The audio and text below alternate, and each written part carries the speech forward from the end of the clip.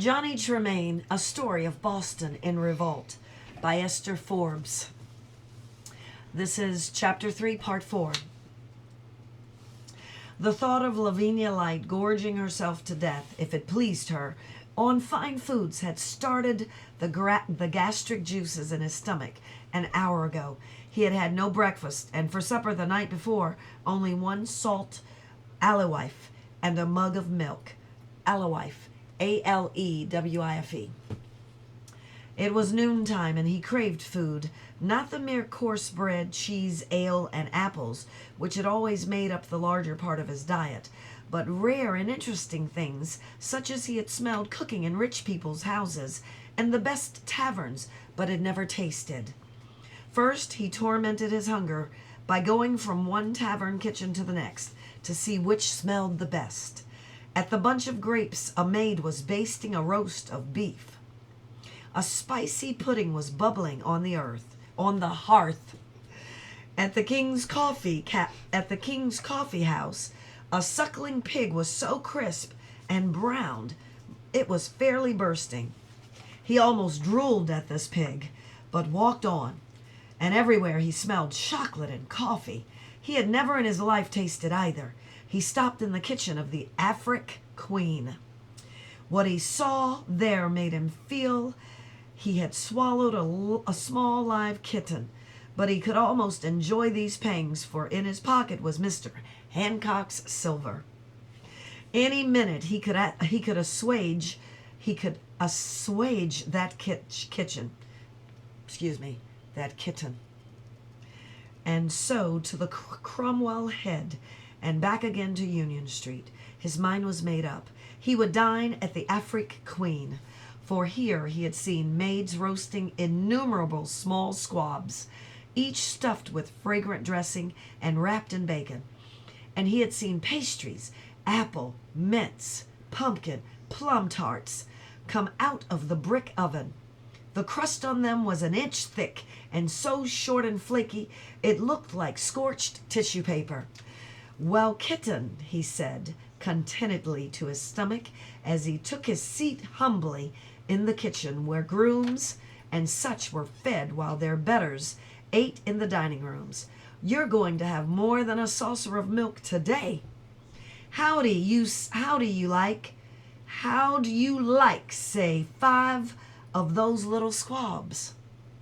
But when he began to give his order to the serving maid, she giggled and ran off for the landlady.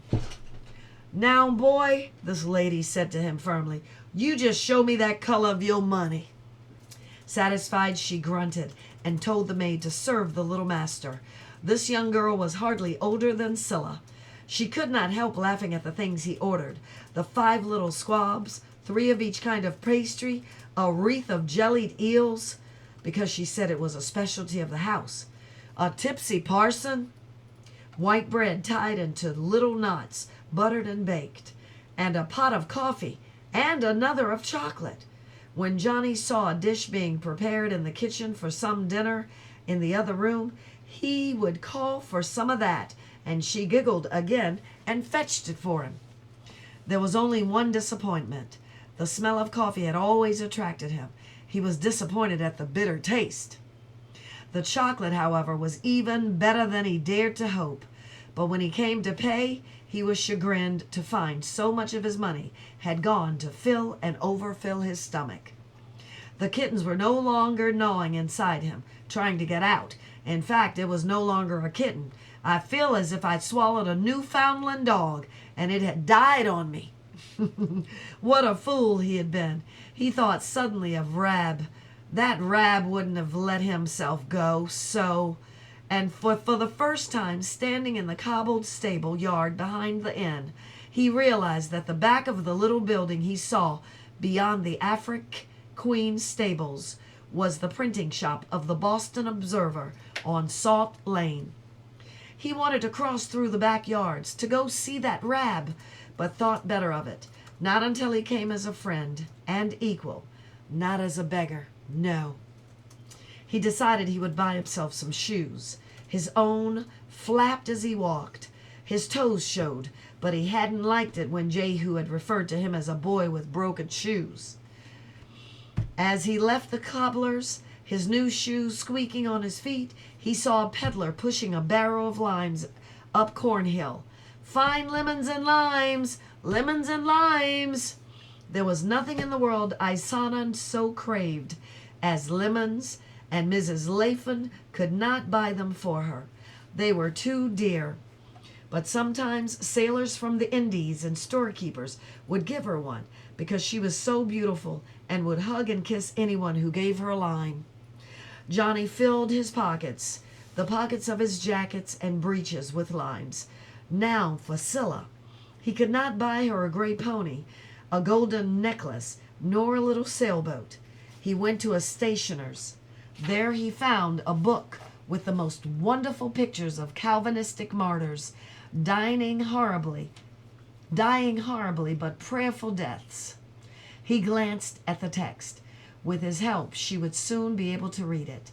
Next, he bought pastel crayons, but he passionately regretted all those squabs.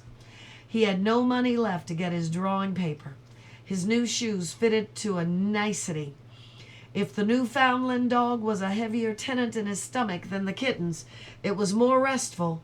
His pockets were full of fine gifts. He whistled as he walked and entered the Laffan kitchen, ready to tell of his adventures with Mrs. Hancock. The women folk had spent all day paring apples, threading them on strings, preparing to dry them for the winter. Even Miss Laffan looked tired. The lazy apprentice, bursting in, happy for the first time in 2 months, irritated her. Then she saw his new shoes. "Johnny Tremain," she cried, "what have you been up to?" "What?" "You wicked, wicked boy. Oh, I declare you're going to bring disgrace on all of us." He didn't understand. "Them shoes," she roared. "You never got them honestly. You've taken to thieving. I'm going to tell your master. He'll call a constable, and then see if you darest not tell where you stole them. You've just gone from worse to worse. You're going to get whipped for this, set into the stocks. You're going to jail. You'll end up in the gallows." He let her scold, shake her rat wattles at him. As she flounced out of the room, Madge and Dorcas saw their chance to escape for a moment. All afternoon, Frizzle, Jr., the leather dresser, had been standing outside on the street waiting for one or the other to come out. Frizzle, Jr., was an accepted suitor, but no one knew whether it was Madge or Dorcas he was after. Mrs. Laffan didn't know. The girls didn't know. Frizzle, Jr. himself didn't seem to know. Both Madge and Dorcas were now wild to get out and after him. It looked as though whichever one was not Mrs. Frizzle, would end up Mrs. Tweedy. Johnny stood before Scylla and Isana, who had huddled together in a corner of the settle like frightened little animals as their mother accused Johnny of theft. He smiled and they smiled. He was so happy about his gifts that he forgot his misfortunes. Scylla said happily, "I know you didn't steal." "Of course not. Look, girl, I've got crayons for you." He put them on the table. "For me? And a book with pictures. Now, Syl, the printing is so easy. I think you could almost teach yourself to read." Oh, Johnny, look at that funny-looking man. He's got tiny little buttons on his coat. Oh, I never thought to own a book with pictures." He began fishing limes out of his frayed pocket. Isana jumped about like a puppy. "Limes! Limes!" she cried. They began to fall on the floor, rolling in all directions. All 3 children went down after them. Scylla was almost happier over Isana's pleasure than her very own. Johnny was happiest of all. For the first time he completely forgot his crippled hand. It was all as if nothing had happened, and he and Scylla and Isana were all one again. He was pretending not to give the limes to the little girl. He was going to put them back in his pockets, but she knew they were for her. She wrapped herself about him, hugging him, kissing the front of his shirt. This was as far as she could reach. He started to pick her up in his arms, hold her over his head until she said, "Pretty please." Suddenly, Isana's delighted cries changed to hysterical screams. "Don't touch me! Don't touch me with that dreadful hand!" Johnny stopped. It was the worst thing anyone had said to him. He stood like stone, his hand thrust back into his pocket. Scylla froze too, half under the kitchen table, a lime in her hand. "Oh, Isana, how could you?" The nervous child went on screaming. "Go away, Johnny, go away. I hate your hand." Scylla slapped her, and she burst into tears. So he went away. The end of chapter 3, part 4.